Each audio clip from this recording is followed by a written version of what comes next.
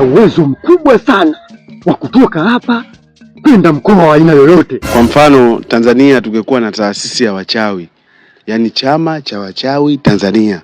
Chama hiki kingekuwa na majukumu ya kutushauri vitu ambavyo hatuvioni. Kwa mfano kuna matukio yanakuja, labda tukio baya, kile chama cha wachawi kinatuadharisha, bwana ifikapo tarehe 29 Oktoba kutakuwa na jambo hili, kutakuwa na tukio hili. Kwa hiyo sisi tunakuwa tunajiandaa kabisa. Au kwa mfano kwenye masuala ya teknolojia, tupiga mahesabu, labda tunataka tugundue kitu chetu, kwa mfano labda tutengeneze gari, bastola, tutengeneze nini. Kwa kile chama cha wachawi kinatupa mbinu jinsi ya kufanya. Kwa sababu wachawi, piga mahesabu, mtu anatoka hapa na Ungo anaenda Zambia. Zambia anatoka hapa ndani ya dakika moja anafika Zambia. Hiyo teknolojia sio mchezo. Sasa ile teknolojia yao tunaweka kwenye uhalisia. Tunafanyaje sasa na sisi? Tusio kwenye mazingira yale ya kichawi, tu develop kidogo labda.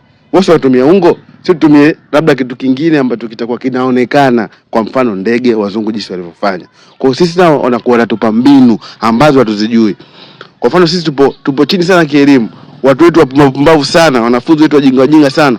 Kwa hiyo tunafanyaje sasa tuongeze akili, wawe na uelewa, wachawi pale tunawashirikisha. Wanakana serikali bwana tufanye 1 2 3. Unaona? Kwa hiyo serikali na chama cha wachawi kinakuwa kinashirikiana. Hapo tunakuwa tuna nguvu sana.